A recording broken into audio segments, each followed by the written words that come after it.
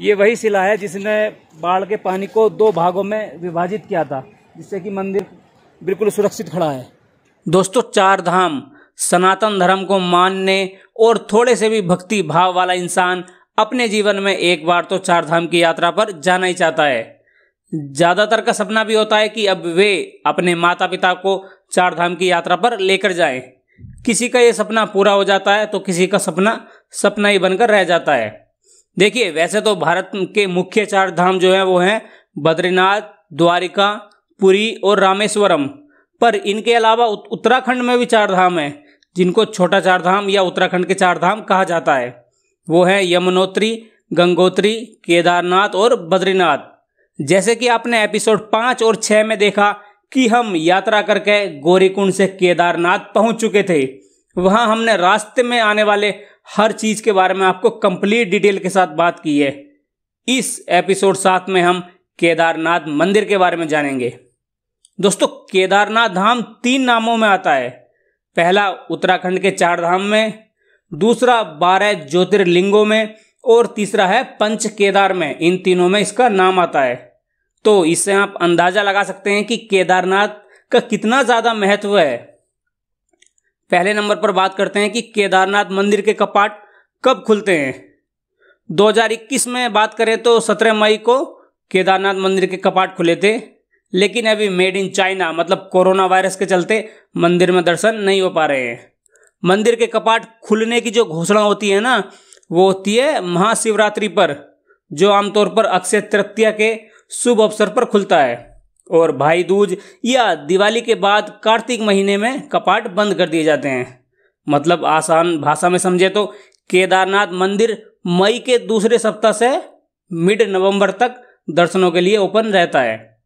सर्दियों के दौरान मंदिर बंद रहता है क्योंकि नवंबर लास्ट से मार्च तक यहाँ बहुत ज़्यादा स्नोफॉल होती है, जिससे कि सब कुछ रुक जाता है।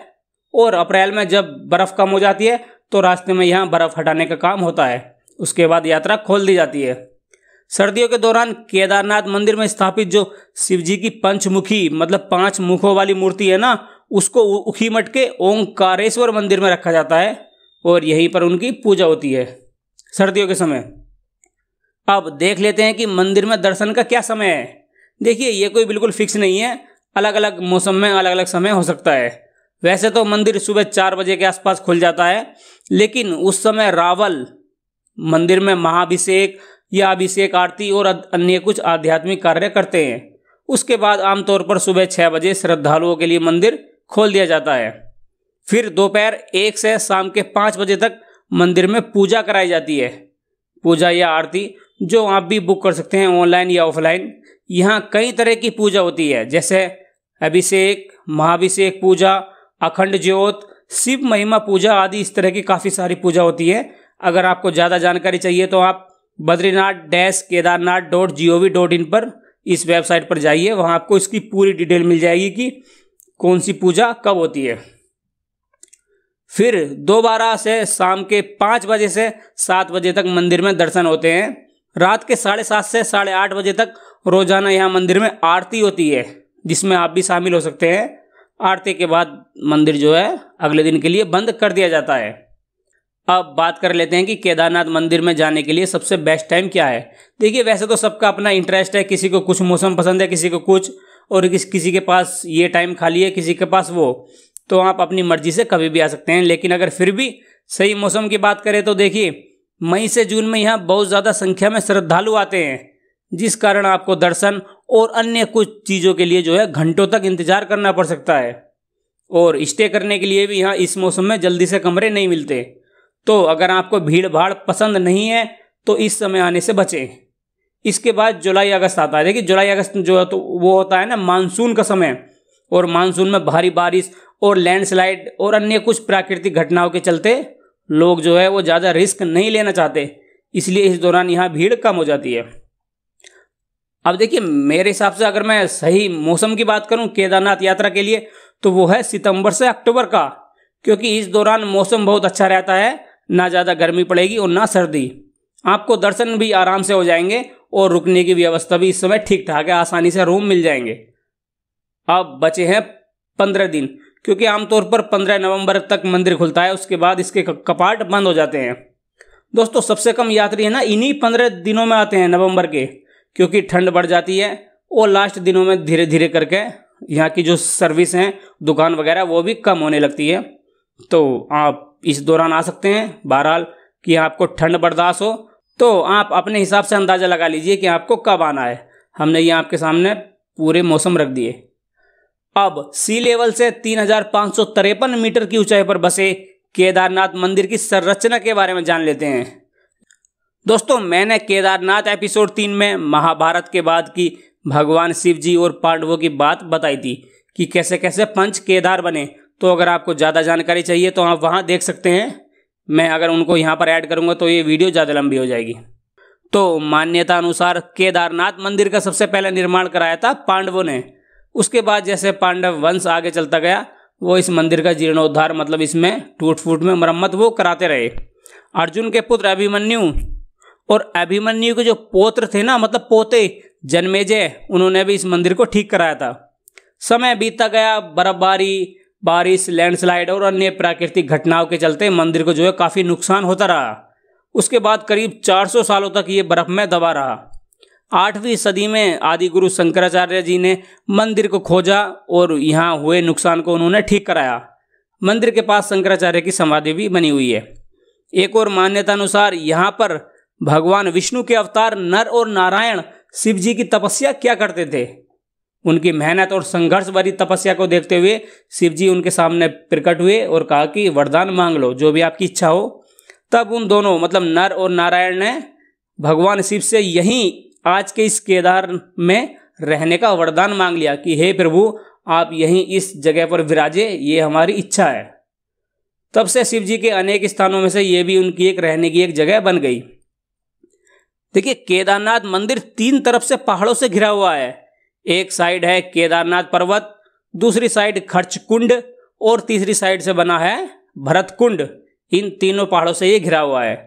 कहते हैं कि पहले यहाँ 5 नदियाँ आपस में मिलती थी, लेकिन जैसे जैसे समय बीतता गया वैसे वैसे वे लुप्त हो गई। तो आज केवल यहाँ पर 2 नदियाँ देखी जा सकती है, मंदाकिनी और सरस्वती। मंदिर का निर्माण कत्यूरी शैली में भूरे रंग के पत्थरों से हुआ है। मंदिर 6 फीट ऊंचे 4 कोनों वाले प्लेटफॉर्म पर टिका हुआ है, जो 85 फुट ऊंचा, 187 फुट लंबा और करीब 80 फीट चौड़ा है। दीवारें की बात करें तो इसकी मोटाई है दीवारों की 12 फुट। इतने भारी पत्थरों को देखकर लगता है कि यार इतनी अधिक ऊंचाई पर और इतनी दूर तक जो है ये इतने भारी भारी पत्थर कैसे पहुंचाए गए होंगे, या पत्थर के ऊपर जो पत्थर रखा गया होगा वो कैसे रखा गया होगा। तो ये एक आश्चर्य वाली बात तो है ही। मंदिर के प्रवेश द्वार के ठीक सामने नंदी बैल की मूर्ति बनी है। अगर छत की बात करें मंदिर की तो वो लकड़ी की बनी है, जिस पर एक सोने का कलश लगा है। हाँ, एक बात का ध्यान रखें कि मंदिर के अंदर फोटो या वीडियो बनाना बिल्कुल मना है। आप चाहें तो बाहर से शूट कर सकते हैं। केदारनाथ मंदिर 3 भागों में बटा है। पहला गर्भगृह, जिसके बीच में भगवान शिव की 5 मुखों वाली मूर्ति है। इसके साथ ही भीतरी दीवारों पर 5 पांडव, कुंती, द्रौपदी, भगवान नारायण और लक्ष्मी जी की मूर्तियां भी हैं। गर्भगृह की ओर जाती हुई सीढ़ियों पर जो है ना पाली या ब्रह्मी लिपि में पत्थरों पर कुछ लिखा है, जिसको स्पष्ट रूप से आज तक नहीं पढ़ा जा सका। दूसरा भाग है दर्शन मंडप, जहां पर श्रद्धालु मंदिर के बाहर प्रांगण में खड़े होकर पूजा करते हैं। यहाँ पर पीतल के नंदी जी की मूर्ति भी है। और तीसरा जो है भाग है वो है सभा मंडप, जहां पर सारे श्रद्धालु जमा होते हैं। गर्भगृह में शिव जी की पिंडी रूप के पास एक अखंड ज्योत मतलब लगातार जलने वाला दीपक या चिराग जलता रहता है, और ये मंदिर के कपाट बंद होने के बाद भी लगातार जलता रहता है। मतलब जब सर्दियों के दौरान कपाट बंद हो जाते हैं तो ये दीपक उस समय भी लगातार जलता है। रोज सुबह शिव जी की इस पिंडी को स्नान करा के घी लगाया जाता है। फिर दीपक, धूप, बत्ती आदि जलाकर आरती होती है। इसके बाद यात्री मंदिर में जाकर दर्शन कर सकते हैं। मंदिर के अंदर कोई लाइट नहीं है। अब आप सोचेंगे कि जब लाइट ही नहीं है तो अंदर रोशनी या प्रकाश कैसे जाता होगा। तो भाई साहब ये सब होता है अंदर रखे उस अखंड ज्योत के दिए से मतलब दीपक से। मंदिर के आसपास काफ़ी दुकानें हैं जहाँ पर आप प्रसाद लेकर चढ़ा सकते हैं। और मंदिर के पास जो है ना पीछे की तरफ कुछ कुंड है जहाँ पर तर्पण आदि या श्राद्ध किए जाते हैं। अब मंदिर के पुजारियों के बारे में देख लेते हैं कि यहाँ पर कौन से पुजारी होते हैं, उनको क्या कहा जाता है। देखिए, केदारनाथ और बद्रीनाथ मंदिर में पूजा करने वाले पुजारियों को यहाँ पर कहा जाता है रावल। जैसे बद्रीनाथ के मुख्य पुजारी जो होते हैं वो दक्षिण भारत के केरल राज्य के नंबूदरी समुदाय के होते हैं, वैसे ही केदारनाथ के जो मुख्य पुजारी हैं वो कर्नाटक के वीरा शैव जंगम समुदाय के होते हैं। पुराने समय से ही ऐसी प्रथा चलती आ रही है। अब देखिए, यहाँ पर आप सोच सकते हैं कि मंदिर तो उत्तर भारत में है, तो फिर पुजारी दक्षिण भारत से क्यों है। तो जैसे कि मैंने बद्रीनाथ में बताया था कि आदि गुरु शंकराचार्य ने इन मंदिरों को खोजा। हिंदू धर्म में एकता को बनाए रखने के लिए उन्होंने ये परंपरा शुरू कराई कि उत्तर भारत के इन मंदिरों में दक्षिण भारत के पुजारी होंगे और दक्षिण भारत के कुछ मंदिरों में उत्तर भारत के पुजारी होंगे। तभी से ये जारी है। केदारनाथ मंदिर के बाहर जो है रावल के लिए धर्मशालाएं बनी हैं, मतलब पुजारियों के लिए। जब सर्दियों में केदारनाथ के कपाट बंद हो जाते हैं तो केदारनाथ जी की मूर्ति को ऊखीमठ के ओंकारेश्वर मंदिर में रखा जाता है। तब रावल भी वहीं रहते हैं उसी मंदिर में, या फिर अपने घर चले जाते हैं।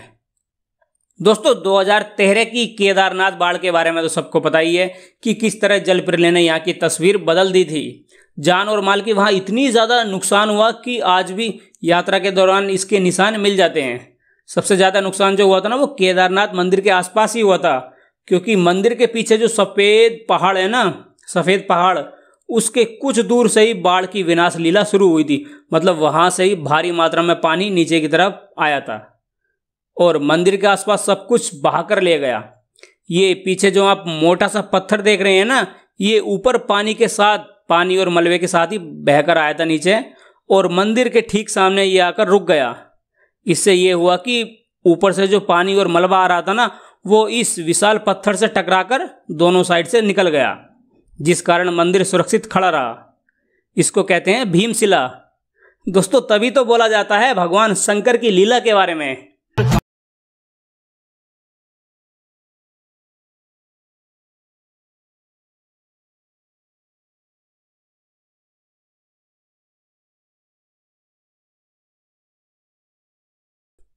इसी भीमशिला के पास से वो गुफा भी आपको दिखाई दे जाएगी जहाँ पर प्रधानमंत्री नरेंद्र मोदी जी ने ध्यान लगाया था।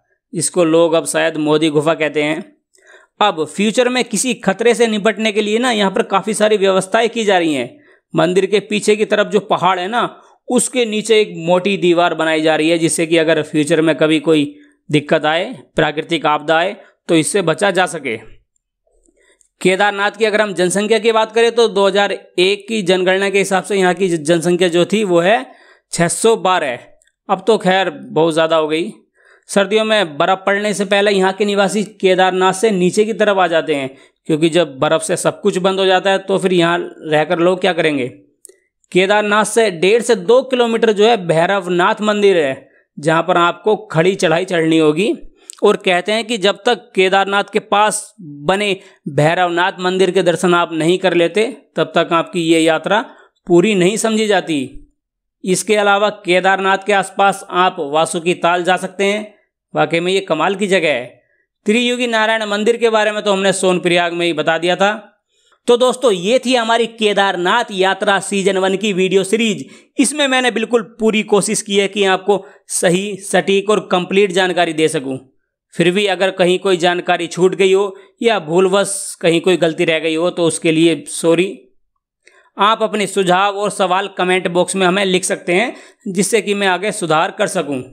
वीडियो देखने के लिए आप सबका धन्यवाद। तो चलें, अब मिलते हैं आपको केदारनाथ सीजन 2 में। अब जब कभी भी हम केदारनाथ जाएंगे तो इसका सीजन 2 बनाएंगे। तब तक के लिए जय केदार, जय शिव शंकर और जय हिंद।